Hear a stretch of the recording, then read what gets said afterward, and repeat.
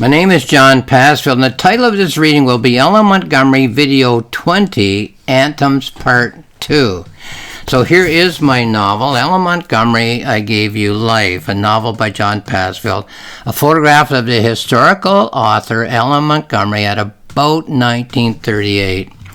In 1938, with another World War looming and her own personal problems threatening to overwhelm her, acclaimed Canadian author Ella Montgomery begins to write what she has decided will be her final Anne novel, the final novel in which Anne will be a character. As she works on the new book, she recalls the days when Anne of Green Gables became a worldwide literary phenomenon and the dilemma that she faced at that time, whether to write a series of novels in which Anne would perpetually remain the child the world had come to know and love, or to allow Anne to grow to adulthood with all the agonizing torments of the one who had given her life, Ella Montgomery. So, 3 novels here to think about. In this one, my novel, Ella Montgomery, I Gave You Life, Ella Montgomery is a character. She sits down to write in chapter 1, works through it all the way through the novel, and finishes it in chapter 16. She sits down to write her new novel, Anne of Ingleside, in which Anne will be a character she believes for the last time. She's determined not to employ Anne as a character again. While working on this through the 16 chapters of thought in my novel, she recalls the days when Anne of Green Gables, her first novel with Anne as a character, not only was written but was published and became a worldwide phenomenon, and that gave her, through her publisher's request, the opportunity to decide whether Anne should remain as a child through what became 8 novels, or should become an adult through the later became the 8 novels. Okay? So, an anthem is a short poem, usually not based on the topic of the life experience of the main character of a novel or novella, though occasionally that is the case. The poem is embedded in the text of the novel or novella. In terms of the character, the poem is like a dream or a nightmare, in that the imagery of the poem is a response at a subconscious level of the mind to the situations or the events of the life experience of the main character of the story. There are 12 anthems in the text of this novel. I will read 4, the 4 that are embedded in chapters 6 to 10 of the thoughts of the main character. So 16 chapters of thought. And these anthems are embedded in those thoughts, almost as searchlights, flashlights, that light up the events of her life and say something, suggest something about the meaning of those events. Let's go to page 42, first of all. There we are. Anthems, verses of poems. The more you polish this diamond, the more it will shine, said the one housemaid to the other. Then we go to page 50 for the second verse of this anthem. So, polish it, she did. Then page 58. The more she polished the diamond, the more it shone. 58 goes to 66. Here it is. The more she polished the diamond, the brighter the diamond shone, but the diamond got smaller each time she polished it. From 66 we go to 74. And one day, when she went to polish the diamond, there was nothing left of the diamond but the shine. So you have something precious, you treat it in a certain way, what do you have left at the end of that experience? That's a comment on the life of Ella Montgomery and her character Anne. We'll leave it at that. Okay, page 44. Page 44. Here we are. Woe the farmer in the field hit the root and broke the plow. 51.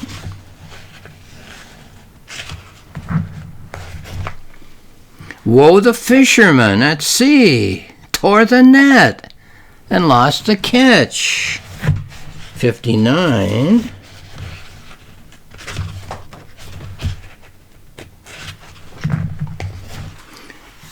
Woe the mother at the cradle, kept the faith, and lost the child.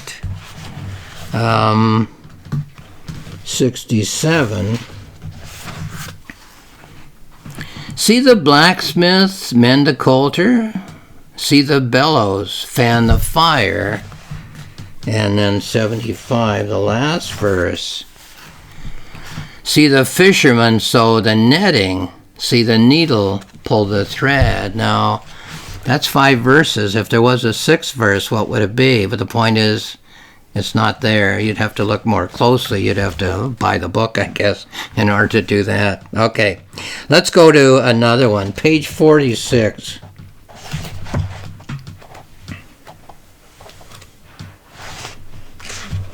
Here we are.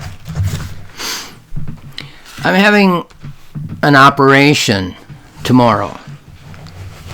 53. I have a twin growing inside me. 61. She's the same size as me. She takes up almost all the space in my body and my skull. 69. She is about to be removed.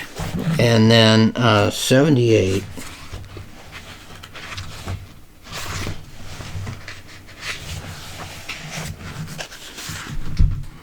I wonder what will be left when she is gone. Okay, then another one, page 47, we'll go to. There it is.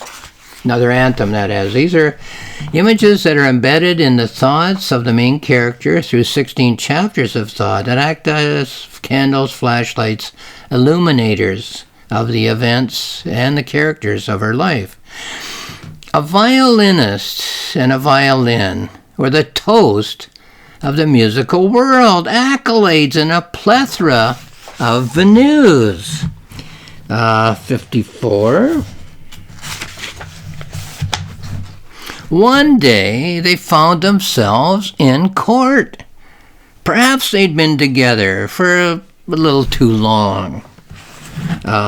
62, 63.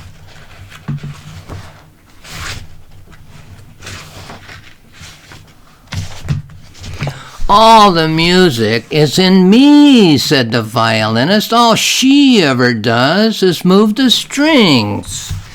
Then 70, 71. All the music is in me, said the violin. All she does is move her fingers on the bow. And then 79, 80. Let me hear you play together, said the judge, and when you've done so, let me hear each of you play on your own. Okay, so 2 entities. I was going to say 2 people, but a violin and a violinist at odds. And the judge says, well, play together first, and then I'll hear you play separately, and then I'll make a judgment. Okay. The poetic novel is based on a number of premises. Now, there are 8 here, and I've numbered them, but they're dashes in the printed version. So, premises of the poetic novel. 1, that we live our lives in the hurly-burly of the present moment. Number 2, that we think consciously on the surface of our minds in practical terms. 3, the practical surface thinking that we do helps us to make the decisions that get us safely, hopefully, through the day.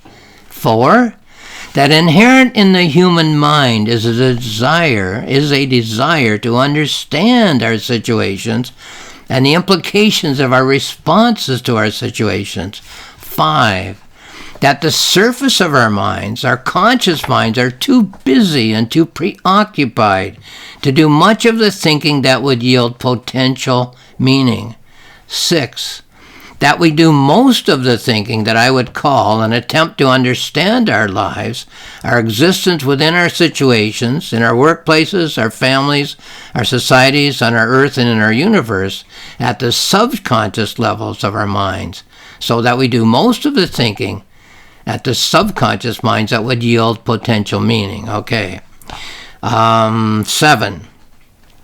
That the subconscious levels of our minds do not generally think with imagery that's based on the information of our surface lives, but instead with imagery that is drawn from imaginary sources, as is the imagery of a novel or any other piece of fiction, or of a dream or a nightmare. So when you read a novel, you're reading about people, but you're not reading about yourself. You're not reading about the information of your own life. When you have a dream or a nightmare, it might not even have people, but if it does, they're usually not yourself. They might sometimes be, but often not. Okay.